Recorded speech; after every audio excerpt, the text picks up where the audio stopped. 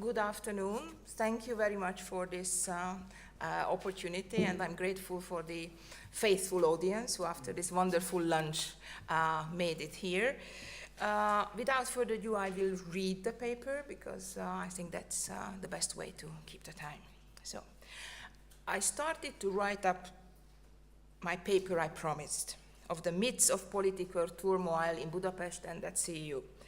I would like to use this opportunity to thank you for your support and asking you to support us further.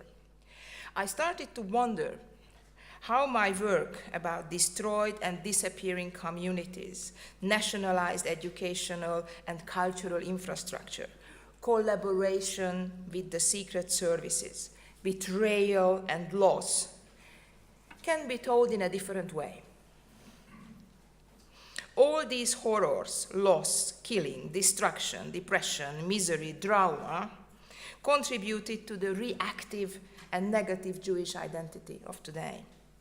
How reclaiming the future and proactive and positive Jewish identity could be a pivotal gesture of creating better stories.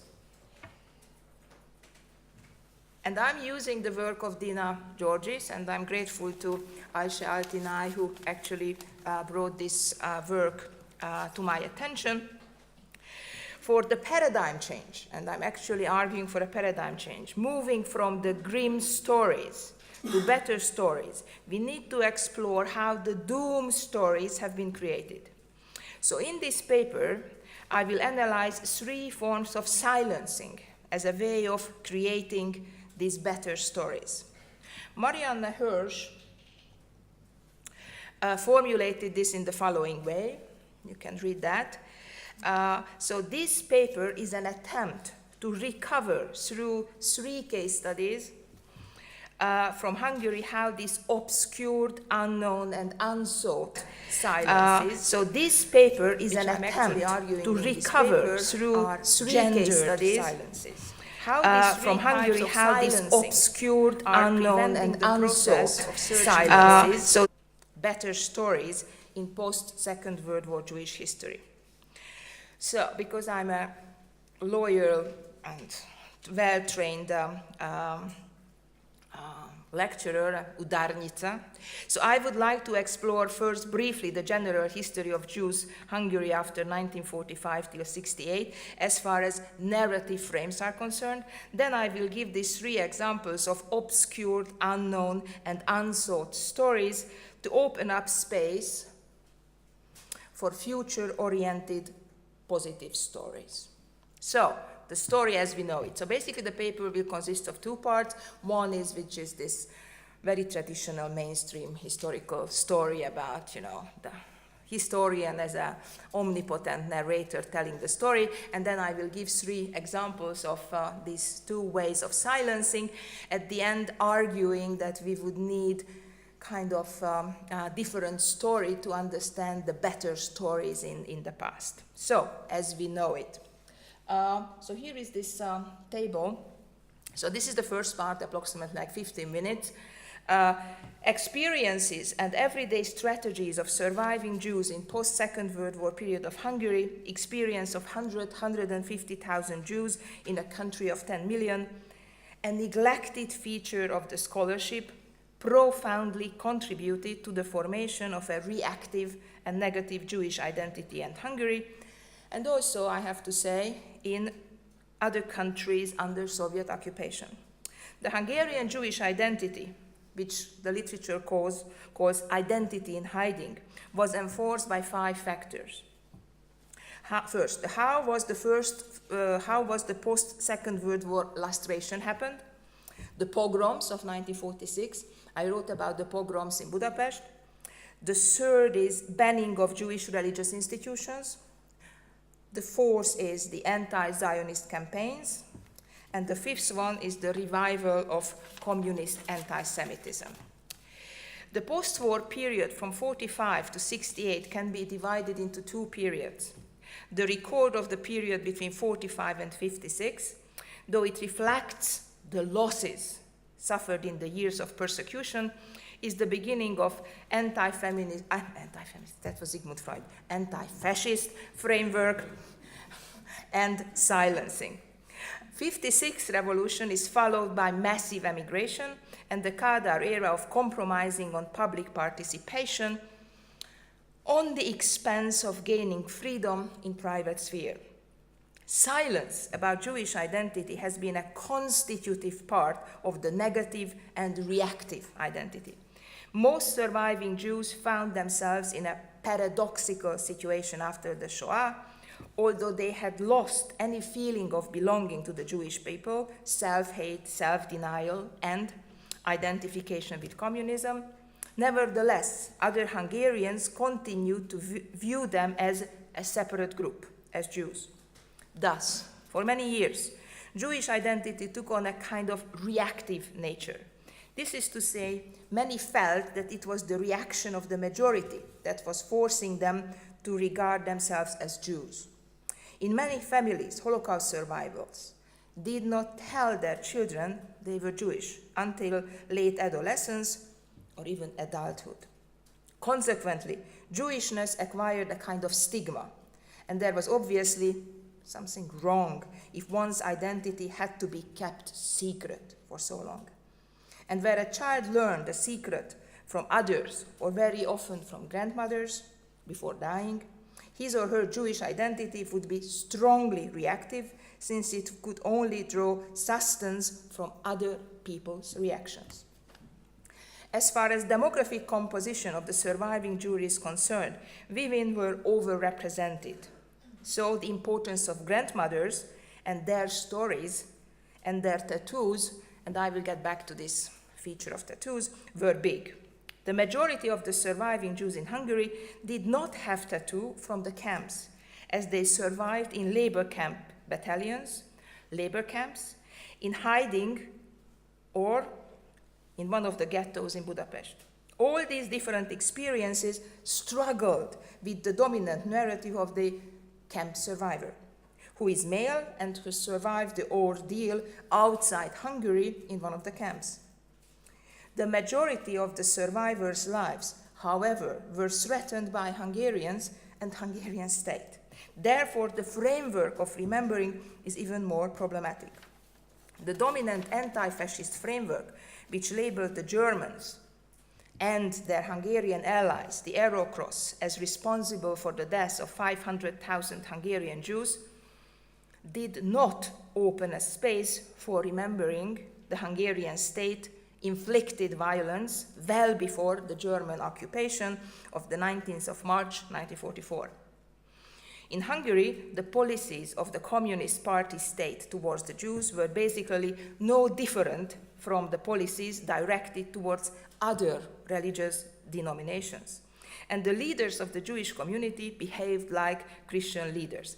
András Kovács, whose name was already mentioned, he just published a big book together with his collaborators about this. The decline of the former Jewish educational system, which had represented the institutional background for Jewish scholarship, was the result of combination of structural and political factors. The agreement between Jewish representatives and the Hungarian state concerning educational institutions was signed on the 7th of December 1948. The Jewish negotiators gave their consent for the nationalization of Jewish schools and the abolition of compulsory religious education. The main body of state control over the denominational issues became the State Office of Church Affairs, which regulated the church life primarily by monopolizing decision-making authority in areas such as finance and appointments. So the entire leadership of the Jewish congregation became the part of the party-state nomenclatura system, collaborating and reporting. The 17 Jewish elementary schools, as well as teacher training college, had survived the war, were nationalized in 1948. The community was allowed to retain just one grammar school, renamed after Anna Frank. The school's the school gradual decline is evidenced by the dramatic decrease in the number of pupils in the post-56 period. Previously, there were 75 students graduated in 67, 7. There were 4 possible public discourses to tell the story, as the period witnessed the near complete annihilation of the institutional tradition of Jewish knowledge production in Hungary. First, the legal one. I wrote a lot about the politics of the people's tribunals, and I will get back to this point later, claiming that the legalism, which had no alternative at that historical moment, but left both the Jewish Hungarians who felt their grievances were not heard, and the perpetrators who considered the people's tribunal's justice as a justice more unsatisfied. Second, art. Art has been a major site for unsilencing, also for performing identity, as Cold War closed Hungary into a closed and segregated space after 1949. In the closed and elitist world of artists, contradiction in Hungary, which is expected to build people's democracy, there was a space for female artists to make art related to the horrors of the war in an ungendered and unethnicized way. Anna Margit, Sár Erzsébet, Ilka Gedő, just to mention few most prominent ones, survived the Holocaust, which profoundly reflected in their art. Neither Jewishness nor Jewish fate are willing undertaken by Hungarian directors. Films about Jews were rare, not even, of course, about Jewish women. Up to the political transition of '89, Jewish topics are presented unambiguously. Jewish characters had been a taboo both for Jewish and non-Jewish filmmakers. In the Stalinist period, 45-56, it was a strict no-no. Later, during Kadar period, became a topic to be avoided as imposed by self-censorship. Jewish lives and fates appeared sporadically as a coded message, mostly in comic figures or film comedies. There are only so-called discrete Jews in the Hungarian film, to use the term by Astro. The codes for Jews in the movies are based on national stereotypes. Neither have confronted Hungarian films their audience with the Holocaust, neither from the side of Hungarian victims nor from the Hungarian murderers.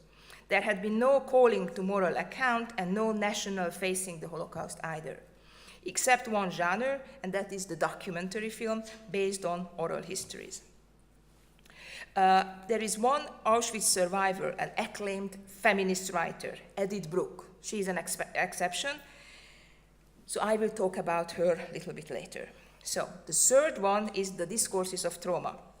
The other side where the survivor stories were present was the medical discourse. The Hungarian School of Psychoanalysis met survivors and second-generation survivors group in a form of a therapy, as an underground protest in the framework of the opposition movement. Teréz Virág, the Well group, which offered space and discourse to talk about traumatic experiences in a medicalized language. In general, we can say that the process of coming to terms with the past from the side of the survivors was pushed to a private sphere, while the public, official side was dominated by the gender-blind anti-fascist discourse. Private gatherings, salons, parties were the site where family stories were shared in this semi-public sphere. The fourth one is the institutionalized form of remembrance, like the Jewish Museum in the big synagogue, one darkish room exhibiting the official mainstream narrative, connected to the anti-fascist narrative. In Hungary, as well as other countries under Soviet occupation, the framework of remembrance have been the anti-fascist framework, which selected and prioritized certain surviving narratives while silencing others. And here I come to the 3 cases. So if you remember, I started with the obscured, unknown, and unsought. So let me give the example of all those 3 stories an example. So obscured, the homecoming of Edith Bruck. Obscured, Edith Bruck. A Holocaust survivor and author of several books, Edith Bruck was born in Hungary in 1932. Before the Shoah, she lived in Tiszakarad, a rural northeastern Hungary. The village in 1941 had around 4,694 inhabitants, including 14 deeply religious Orthodox Jewish families, altogether 94, who worked in agriculture as butchers, as commerce, or shop owners or managers. The community did not have a rabbi, but observed all the holidays with service held in the local synagogue, led by elderly members of the community who had studied in yeshivas. The Jewish community was much divided along economic lines. Some members were poor, as the parents of Edith Bruck. His father was a traveling merchant, always making bad deals. Her mother was at home caring for the family and the garden. Other members were prosperous enough to finance secondary, even higher educational children. Edith Bruck is also called in the press as Signora Auschwitz. Her book under the same title was published in 1999. Only recently, with the English translation of her autobiography,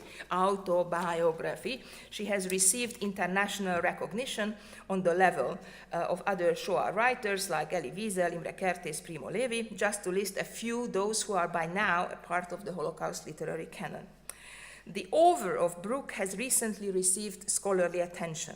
The fast-growing literature on her focuses issues of Jewish female writers, and specifically to Bruck's usage of language in her own work, written in the language of her husband, Italian, rather in her native Hungarian. In this literature, the analysis of Bruck's work as a poet and a translator contributes to the theory of translation. In this paper, however, I will be focusing on a different, previously neglected aspect of her life and work. I will investigate what role her works and testimonies played in the complexities of Jewish-Hungarian relations during and after the Second World War, to search for better stories, as I promised. Edith Bruck set herself as an artist and as a role of a moral witness. According to Margalit, somebody can be considered as a moral witness if she or he acts consistently with clear moral aims, with taking personal risks. Bruck herself, in her literary works, is eager to take the position of a moral witness, and you can read that.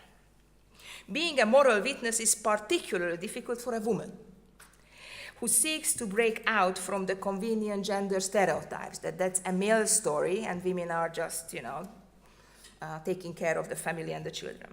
In this paper, I'm using several sources to map the different interactions and representations. I'm using her first autobiographical novel, Who Loves You Like This, which made her reputation as a writer, and I'm also using the Visual History Archive interview she made, and also the film I already mentioned, The Visit, recording Bruck's return to her village in the communist Hungary with a Hungarian film crew. Bruck sought to define herself as a moral witness in the process of making this film. However, out of these 96 Jews who were living in Tiszakarad, which I already mentioned is up north, there were more than 6 whose testimonies are recorded in the Shoah Visual History Archive, including her own sister. Illustrates not only how Jews experienced rural anti-Semitism before 1944, when the deportations happened, but also the complexities of remembrance. So Bruck, in the novel, The Who Loves You Like This, described the poverty of her family together with the chilling atmosphere of increasing anti-Semitism in this village. Which is reflected in her account how the non-Jewish villagers harassed and even beat up the Jewish fellow citizens. In their accounts, including verbal abuse and increased attention and harassment from local authorities, and particularly the Hungarian gendarmerie, which after 1938 stepped up the frequency of checking papers and fining Jewish villagers for insignificant or even invented violations. With the exception of Edith Bruck, the survivors, though, who gave oral history accounts, their belief that the newspapers and radio broadcast supported the theme of contributed to the intensifying hate against Jews in the village. So Brooke's sister, Adele, for instance, recalled this story, which is a very different story what we find in her autobiography. In the contrast, Edith Brooke did not recall much interaction at all between Jews and non-Jews, particularly in her family, accounting for this in the circumstances that Brooke family was very, very close. In the post-war accounts, Edith Brooke did not address the question whether her family could anticipated the deportation in spring 1944. Other survivors, though from the village, which had had contacts with the non-Jewish majority, learned ahead of time that the deportation would take place. From the autobiography of Brooke, we learn that the Hungarian state apparatus, gendarmerie, conducted the deportation with zero tolerance from Hungarian fellow villagers, maybe, who did not assist the Brooke family or other Jewish families. Other survivors, Ignaz Gross, for example, said just the opposite. Other survivors from Tiszakarát remember non-Jewish villagers offered them food while they were concentrated in the synagogue. Other survivors mentioned the villagers themselves were terrorized by the Hungarian gendarmerie. Therefore, they did not even dare to look at Jews when they were deported from the synagogue. Edith Brooke presented a very simplistic picture of the Hungarian Jewish relations in her village, in her autobiography, and also in the interviews she gave to me when I was interviewing her, and also now in the recent interviews. This narrative position strengthened the case of being a moral witness. This narrative position, her visits at her village actually turned to be a test for the Hungarian Jewish relations, which were more complex than portrayed them in her work. And now I talk about this film, The Visit. Brooke's visit to this village, Tiszakarát, after her deportation happened right after the war in 1945. After being liberated in a concentration camp of Auschwitz, she returned skeleton-thin to her home village to locate any surviving members of the beloved family. Such quests were hardly unique. Two other survivors from the same village also recounted their return in their oral histories. Gross, for example, lived in a house of non-Jewish villagers in Tiszakarát until he married, and later left Hungary for Israel. Another one, I'm not mentioning the names, but I have the names, because they are complicated Hungarian names, recalled her return and finding a family whose member had worked for her father, the rich agricultural entrepreneur. During the first visit, according to Brooke, was harassed by the villager inhabitants, who had expected her to return, who did not expect her to return after the war. Right after the war, the post-Shoah anti-Semitism resulted in a series of pogroms also in Hungary.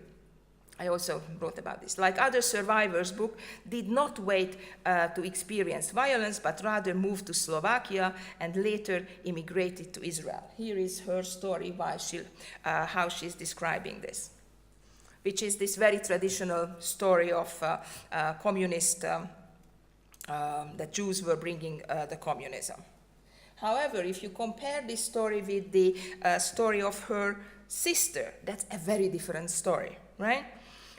Which is not a nice story, but still it doesn't include the story of violence.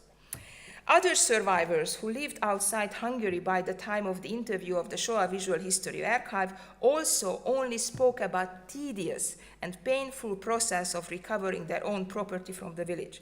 The survivors, like the sister, were not convinced by the authenticity of the joy of the villagers over their return, but they tried to start a new life in the village, possibly again in their own house. Edith Brooke was framing her story as a grim story, and there were lots of better stories than grim stories, and she left the country obscuring cohabitation was a necessity. The next is the unknown. The grandmother of Csanád Szegedi. In June 2012, an astonishing news hit the Hungarian and international media.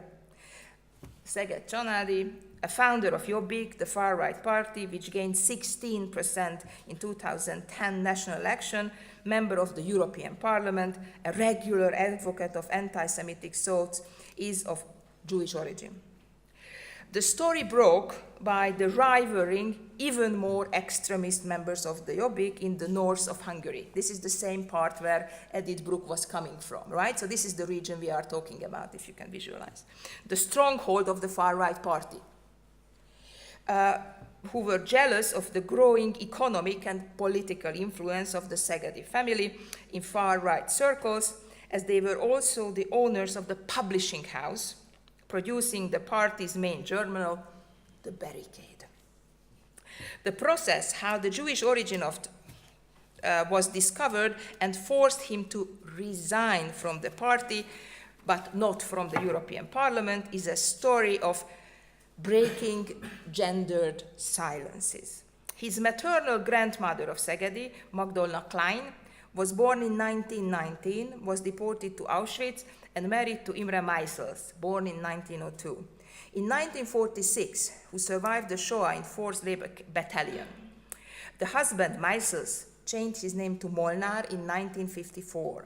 The parents of Csanád, Szegedi's mother, never talked to her about being Jewish. The daughter of the Holocaust survivors chose a folk artist, a food carver, as a father of her sons, who were educated in Protestant religious institutions, and she witnessed her grandchildren baptized in Transylvania by her godfather. Transylvania is this, a story of, is a stronghold and a symbol of the real Hungarianness and also of Protestantism. The story of Szegedi Csanád is a story of Jews in rural Hungary, who were shopkeepers, mill owners, shoemakers, tenant farmers, at least assimilated, more religious than the Jews in Budapest. In Miskolc, in their home city, which is the second largest city, 78% of the Jews were killed. And those who survived and tried to bend in and keep silent.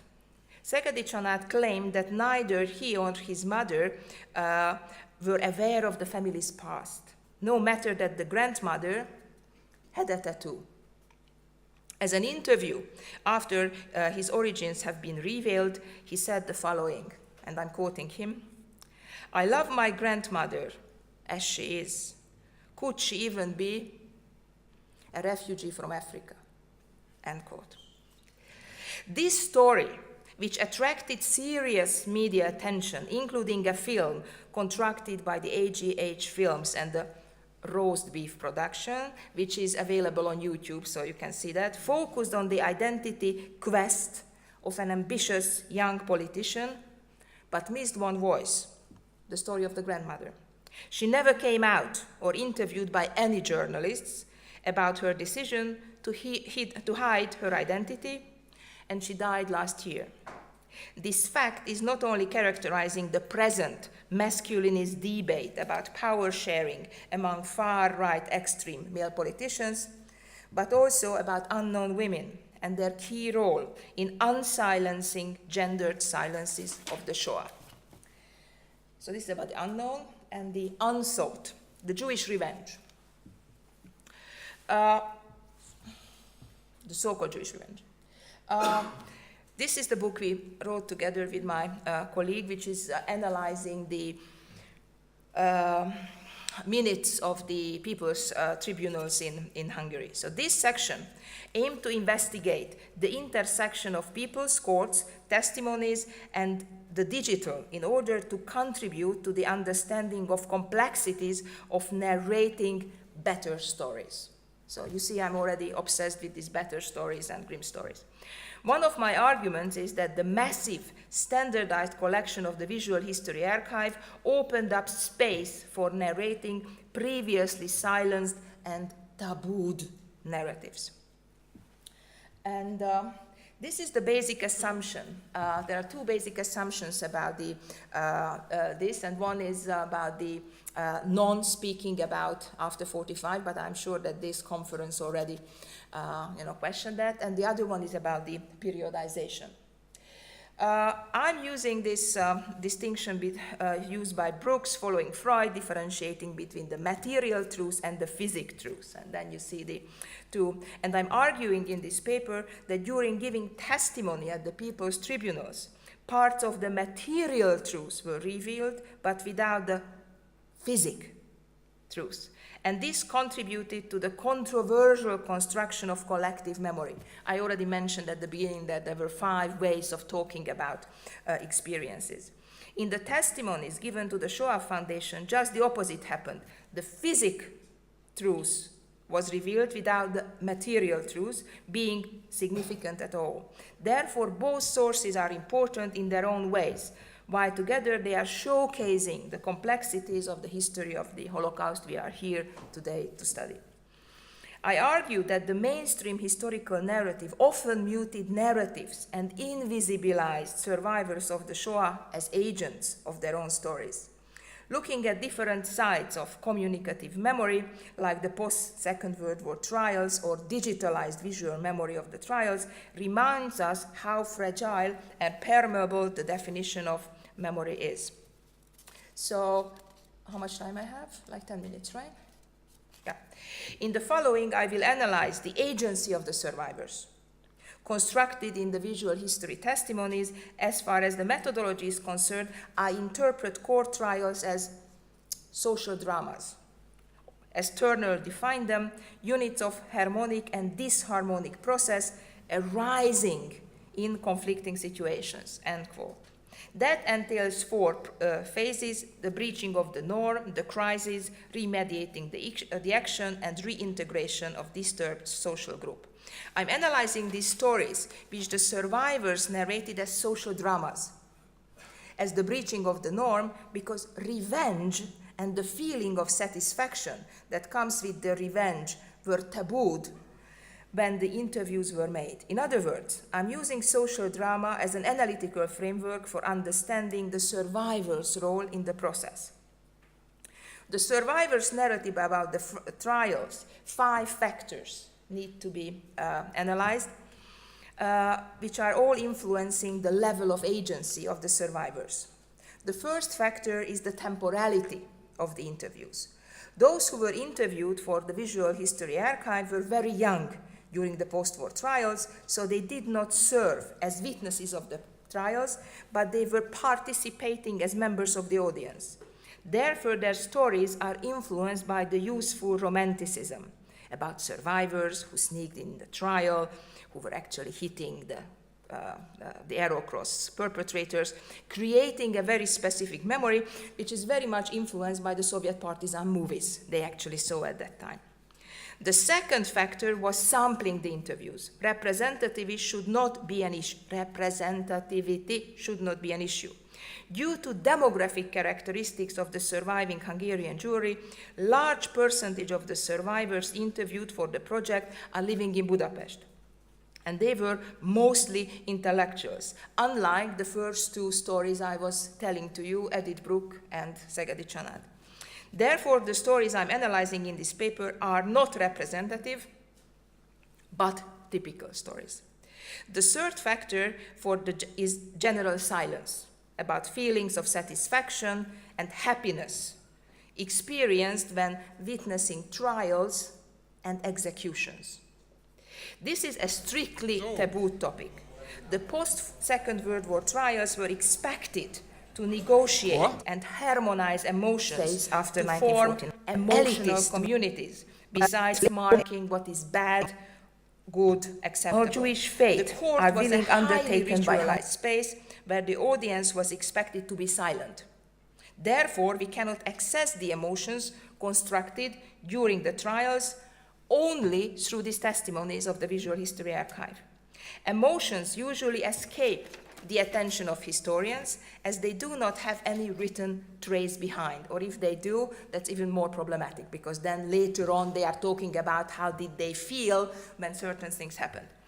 So the visual history testimony collection is unique, as it explicitly asks a question about feelings. How did you feel? So the first factor is the changing frames of collective memory influence the process of narration. The problem of memory gap is well known in the Holocaust literature. The interviews were made after 1989, when thus for dominant anti-fascist history and history-telling frameworks were being questioned. And simultaneously, a separate sphere was opened for giving testimonies for a US-based foundation, not for a Hungarian foundation, right? The survivors narrated their experience of the trials in different sites. First in the midst of their own families, and later in the 1980s, recorded interviews for public collection. The recording of the interviews meant to keep the particular version of the story for eternity. The interviews for the Visual History Archive were recorded at the home of the interviewees in a seemingly private sphere, but this private sphere was not really private. The camera recording of the interviews opens up for a private space into a semi-public sphere. And I will be, in the conclusion, arguing that this semi-public space is the space where we should be looking for better stories. The camera represents the audience, as Laub underlined in his analysis of the Fortunov collection and other major video interview collection. The interviewees were waiting for the possibility to be listened, to be documented for the past 50 years. For them, interviews meant the moment to enter into the canon with their version of the story. And Annette Wieworka analyzed whether these were really entering into on their own terms, asking how the framing of the interview questions should have influenced the way survivors were talking about their experiences. And since the main point of this talk is to understand the better stories and the grim stories, then the role of the questions is really crucial to understand. Surely, the interview guide, there was a question about post-war trials, which actually made it possible to tell their stories, but the stories prompted by the question were continuous and uninterrupted narratives. Thus, it is an important finding that these interviewees wanted to be remembered, or they want these stories, even taboo topic, to be remembered. So here you have got this very conscious position to be moral witness again. As one of the survivors said, I quote, "I have never told these stories as I am telling it now." The fifth factor is the topic of witnessing. The literature is big, but I just want to say that the Visual History Archive is a mass collection, 53,000 interviews. Such a massive number of Holocaust testimonies open up space for a new conceptualizing of witnessing. So this mass media witnessing is routinizing and depersonalizing the way that how these stories are actually being told. There lies the power of the Visual History Archive. The Holocaust stories are becoming routinized, depersonalized through individualization and particularization, and this framework then opens up space for describing tabooized topics such as the so-called Jewish revenge. The camera, as I mentioned before, represents the logic of impersonality. Therefore, the argument of Annette Wieworka, who criticized the collection exactly for the reason why I'm actually praising, is limited and limited. I'm arguing that the factory-like routinized frame of remembrance opens up space for better stories which were previously not present, such as revenge and satisfaction, and for stories which had been previously tabooed. And it also opens up a space for survivors' agency, which has been constructed through these interviews. So, yeah, I forgot to, this is the criticism of Wieworka, sorry, I forgot to mention that. And here is a quote about, I wonder if I can switch this on, yes. The analysis of the interviews, and then I will conclude and I will be finished, right? The sampling is not representative, but the analysis of revenge and satisfaction, how they are narrating the hanging of the perpetrators, about the 800 testimonies from Hungarian Jews will not provide more information about these narratives, but the fact that they are mentioning the feeling of revenge and satisfaction. Large number of stories is still silent about this experience. In fact, the interview guide, as I mentioned, explicitly asking the question, how did you feel when you were at the execution or at the trial? The typical testimony describes how the interviewee recalls the process of rationalization of what has happened them during the last years of the war. And here is one, what you can see. So the stories play an important role in identity construction, and as the phrase, "we took revenge," had been mentioned several times during these interviews. The borders of collective identity of surviving Jews, which were based on suffering and persecution, were marked by these stories. Those survivors who were among the audience in the courtroom narrated how seeing the trial itself offered a sense of revenge. In the testimonies, they refer to the perpetrators like nicknames and diminutives, the boy or my fellow, to act out their power over them. During the trials, they exercised the power of gaze while watching those who harmed them in their families. As these courtrooms were full, it was easy to get body access to the perpetrators. According to the narrations, physical violence was also present in the courtrooms. Like one of them is mentioning that he was kicking the arrow cross perpetrator, which is, yeah. The narrations are influenced by details and toolkit from other sources. No matter that they are narrating the event as their own stories, they have been personally present in the courtrooms. Very often they engage in secondary narration. Compared to newsreels' coverage of execution of high-profile criminals, the stories demonstrate astonishing similarity, which raises the question if they have been really present or they have just seen the newsreel and they are presenting it as their own experience. To conclude, this paper, I explored 3 ways, 3 techniques, how silencing of different stories is creating gloomy, grim stories. Present grim storytelling is presenting no alternative and contributes to the, and here comes something which I'm sure there will be lots of discussion, the de-Judaization of Holocaust stories and revisionist history writing. Unsilencing these stories helps us to understand complexities of memory and to write better stories. Thank you.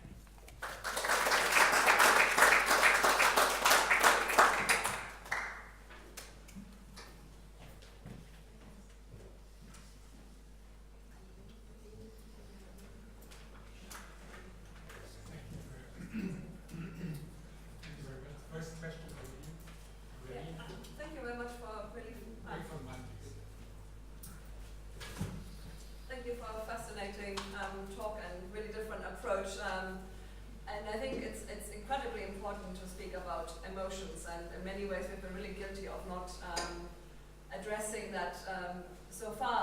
I have a few questions. One factual. So what else did you said is a dehumanization of Holocaust stories? Is that the term you used, but you thought we would think provocative? I couldn't understand it. The last one.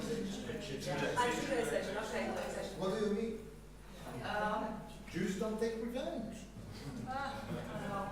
What I meant is that if you look at the present change in Holocaust paradigm, how the remembrance is basically taken over by those stakeholders who are not coming from the Jewish community, and especially how the state, the illiberal state, is using the Holocaust paradigm to create a very specific memory politics while setting up certain museums, memory places.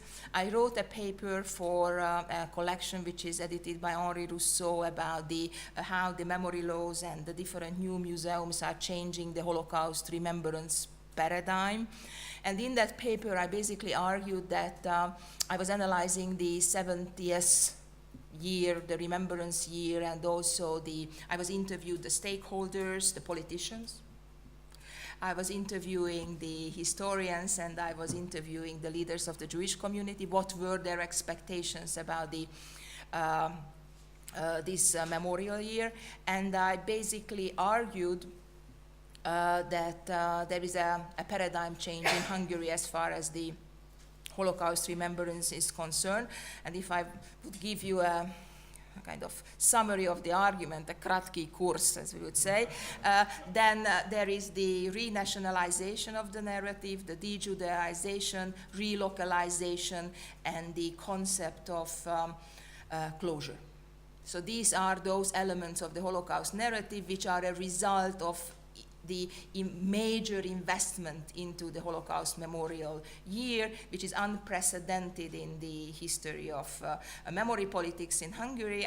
I'm very bad with numbers, so by heart, honestly, I cannot recall the figures, but never ever was invested so much money in the Holocaust remembrance. And what was interesting to see that how the politicians were entering, of different political parties, entering to this Holocaust Memorial Year with a very different expectation, like the different Jewish communities in Hungary. And the de-Judaization, namely taking away the Holocaust memory from the Jews on several levels, was a part of the plan. Of course, if you are working on far-right and far-right politics and illiberalism and gender as myself, you are prompted to different conspiracy theories. However, if you read the first plans for the Holocaust Memorial Year, which I had an access to read, you will see that this kind of paranoid reading is very much legitimate, in a sense that you are you find the first. There are several strategies how they were de-Judaizing the memory of the Holocaust, including setting up alternative institutions, alternative museums, also influencing the agenda of the memorial year, and also creating a space where they are presenting the Holocaust as something happened out there committed by the Germans. And this actually is a major tool of the mnemonic security, which is at the moment a major issue of the illiberal states. Yeah. Oh, sorry, yeah. Actually, two more questions. One is, you hinted to it, actually, emotions, of course, are always not only a product of the experience, but even potentially more of the sort of emotional regimes under which people live. And you hinted to it with the Soviet partisan films, which influenced the way of how these younger Holocaust survivors recounted their experience. And then you had a slide where you very quickly mentioned the Americanization of the Holocaust narrative, and I thought that was a really interesting point because, of course, the interviewers, I suspect, or at least the questions were formulated by the Visual History Project. And can you say a little bit more, what are the different emotional regimes of this American project vis-a-vis the emotional regimes of the people they talked to, who probably did or only partially were living in the States? And my last question is, you keep on saying better stories, and I was just interested, why do you use the term better stories? In what way are they better? And is that a legitimate usage? What? Yeah, especially in the case of revenge, why is the revenge story a better one? Why revenge is a better story? Okay, that's very good questions. So start with the easy one, which is the Visual History Archive, which has a huge literature. The Americanization is, of course, this concept used by Vievorka, who was blaming the planning and the interview guide of the Visual History Archive as a major tool of Americanization, because if you read that interview guide, that's available on their website, so you can then you see that what happened before, what happened during the Holocaust, and then hopefully everybody left for the US when there are no problems and everybody is living happily after that. So that's the guide, and always asking about religion. Right, so it was already mentioned today that religion is in the U.S. is so important, and even those who are obviously telling the story of not coming from an assimilated secular family, they are constantly being asked about religion, which is really, from a quantitative and also from a qualitative point of view, it's really not very productive. But so this is about the structure. But I was arguing in this paper that no matter that it's really a closed structure and it's really a massive amount of interviews, because it is massive, because it is industrialized, there are spaces where they can tell stories which are otherwise impossible to get accessed. So let's forget about revenge, let's talk about something which is, of course, my other important topic of research, that's sexual violence. So sexual violence committed by the righteous, those who were hiding Jews. This is a topic which is very difficult to really detect. There are no written sources because, if somebody was hiding a Jewish woman, after that either they were silent, like in the case of Poland, or they were writing a really kind of glorifying story to pass the illustration after 45. So the Persilschein, to have these kind of documents are very often in the files of the people's tribunals when you really feel that this document is, it stinks. So, this is a good story for a crime fiction because obviously it's a falsification, right? But it's difficult to get the experience and the story of the survivor. And in the Shoah Visual History Archive, you have got hints.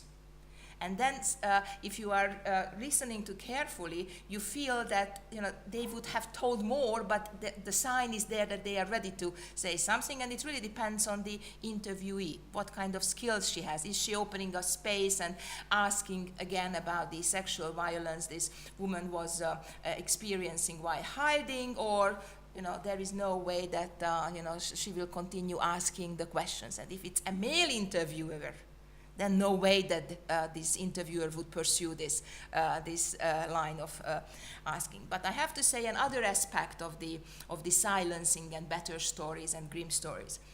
The Visual History Archive is famous of the indexing, right? So I'm sure that everybody in this room was using at a certain point the indexing. But the indexing is a product of certain academic and political configurations. So, for example, when I started to teach for my course on gendering the Holocaust, the Visual History Archive material, the indexing term, sexual assault, rape, sexual violence, they were not there. And since I'm teaching, this is 2006, 7, something like that. Since I'm teaching at the gender studies program, my students immediately, look for sexual violence, which tells a lot about gender studies and gender scholarships. Don't want to pursue that further. And then what happened is that I was sending these papers when the students were complaining that sexual assault, violence, and sexual misconduct are not there, and it's impossible that it's not there. And I'm sure you are aware of this big discussion about sexual violence during Holocaust, that it's not happening because there are no sources, or it basically happened because there are sources, right? And so I usually send this material to Los Angeles, to the center, and of course nothing was happening. But suddenly the indexing word popped up. So in a sense, this is not something which is happening without our influence, and we have to influence the politics of indexing of this particular collection. Having said that, these interviews are a product of a specific time. As I mentioned in the paper, there were two phases of interviewing. One is right after the collapse of communism, and the other one is around 2000. And the stories are very different. The interviewers are very different. The responses are very different from the same surviving group. So that's why the temporality, as I mentioned, is really a key issue when analyzing that. So some of them are mentioned.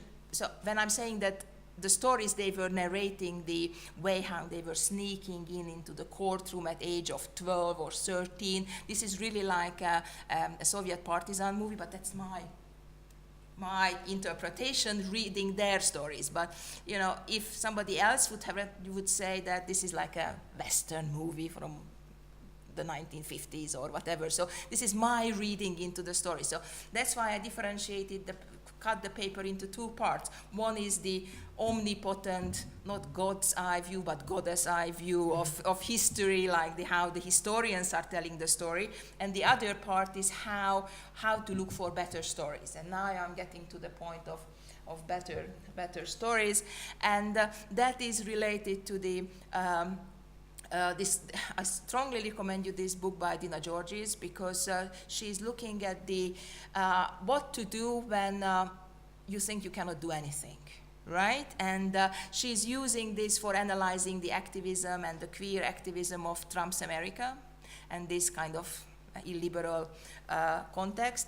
And her argument is that we have to look for other forms of agency and other forms of personal stories, not to only this mainstream story. So basically that's where I started my paper, saying that, you know, depressed, collapsed, misused, traumatized, whatever. I mean, these stories contributed to a certain reactive Jewish identity, which I think is a problem. And the historians also have a share in there, because these kind of gloomy stories are selling. And that was the Edith Brooke story, that her novel sells because it tells a story which is our gloomy story, instead of telling a different story which would not have been selling that well as she's telling the story.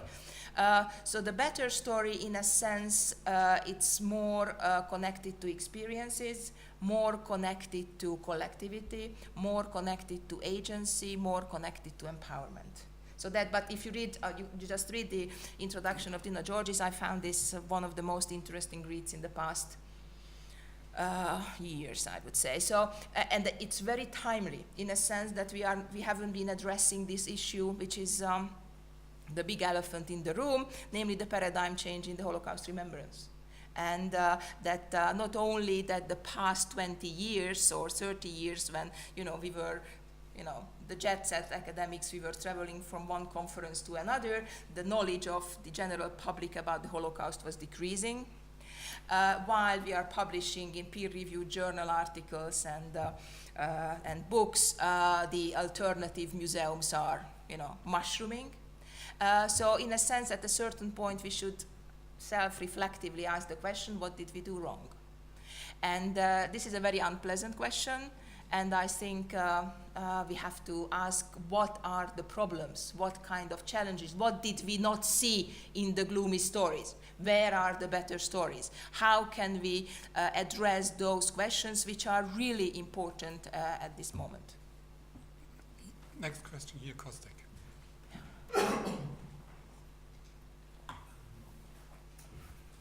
Two questions from two ends of your paper.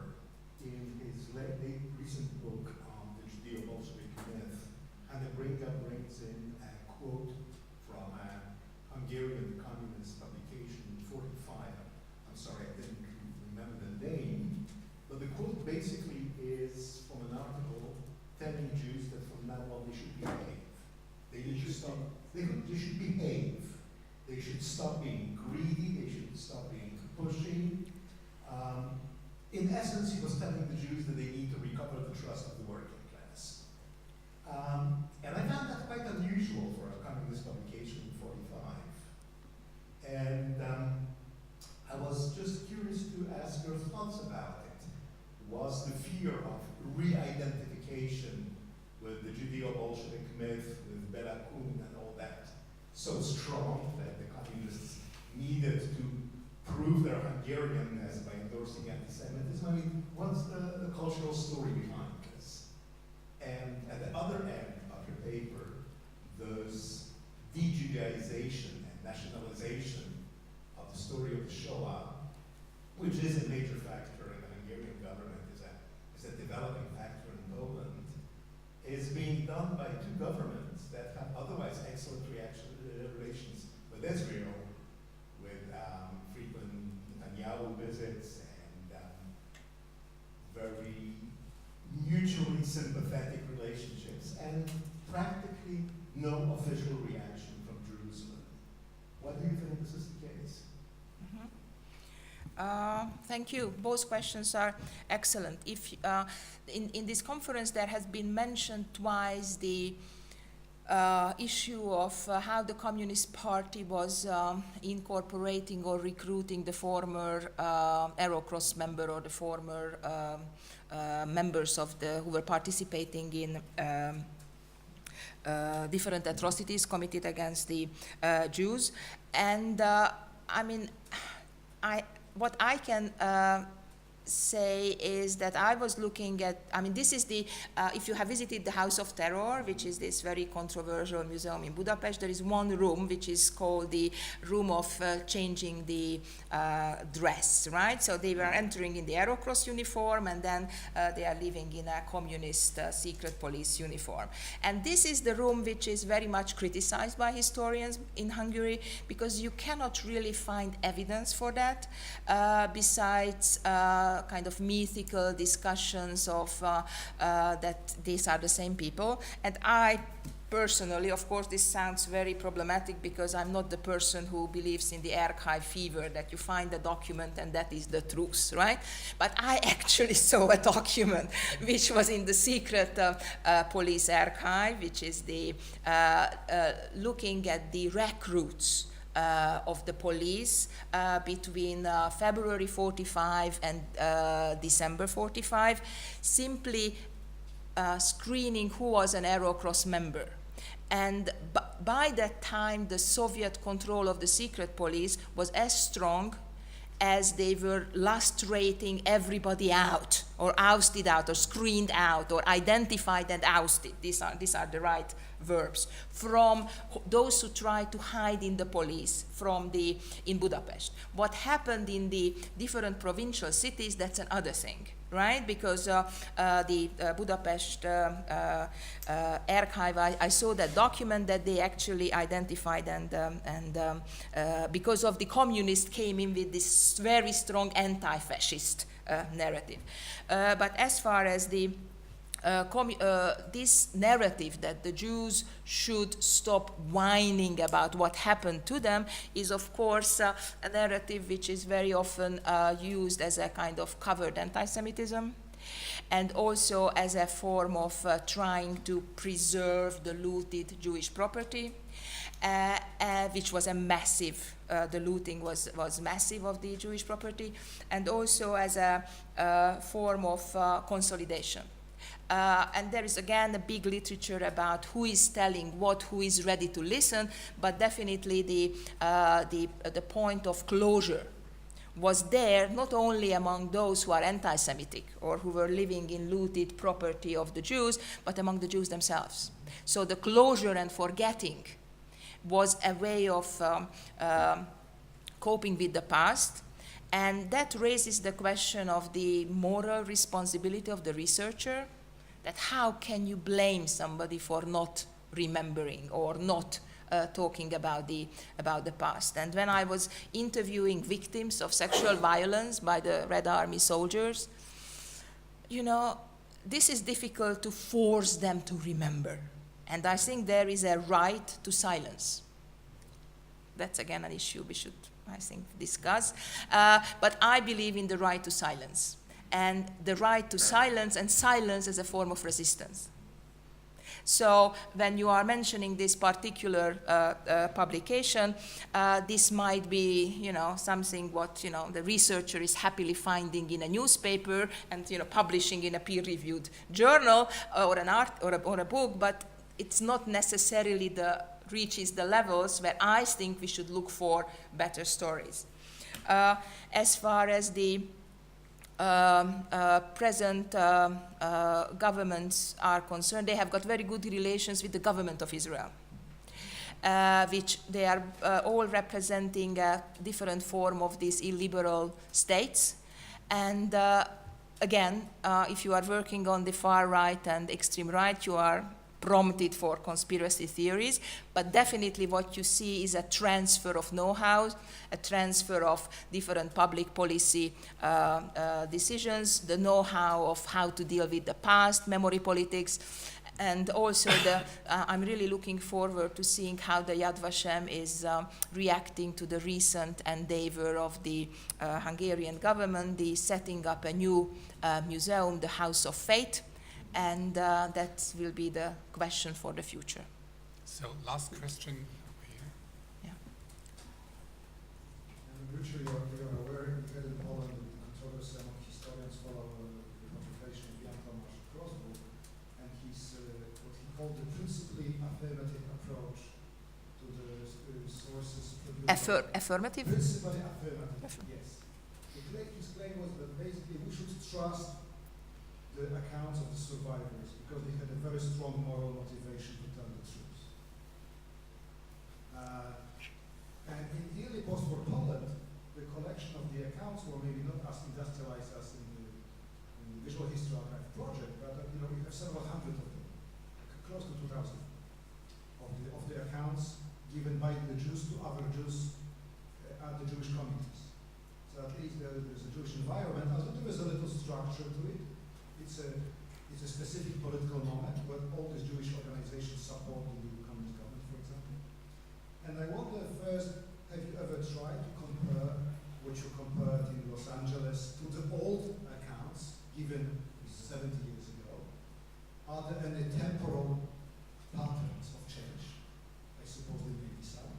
Mm-hmm. And second, do you know anyone who has made such a critical reading of these early post-war accounts, similar to what you have done with the Visual History Archive? Mm-hmm. Thank you. Definitely there are different types of collections, and I have a PhD student who is comparing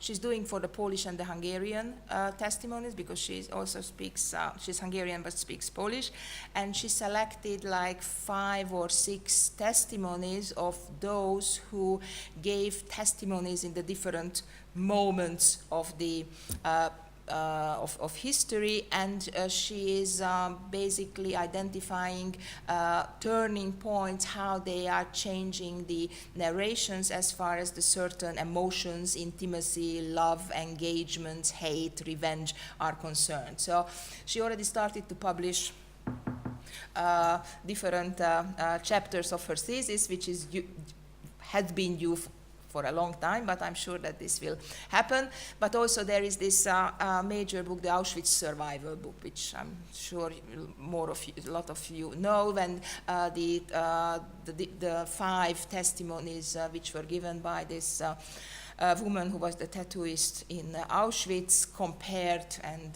analyzed by, I think Atina Grossman was one of the authors, but I forgot the others.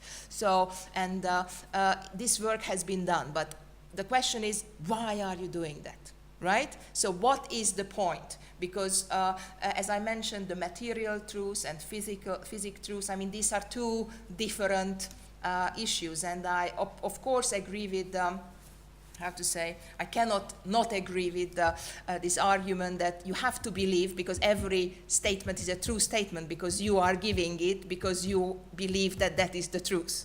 However, my methodological approach was more like a performative theater studies approach, in a sense that every interview was taken according to a certain moment in a certain context. So if you give an interview, so if my mother asks me how this talk went, I give a very different reading if my son asks me how this interview went, right? Or this lecture went. So in a sense, we all know, but the stakes are much higher. The stakes are much higher, and that's why I use this concept of moral witness, because it really helps us to understand how high the stakes are, and especially at the present paradigm change, we don't really have anything else than the moral witnesses. So therefore, we should appreciate every sentence we have, but trying to understand in this present context with a reflection on why this paradigm change is happening, why we think we did our best in the past. I construct this community as a consensual community. We did everything what we could in order to be on the good side. Thank you very much. Thank you. We are running late.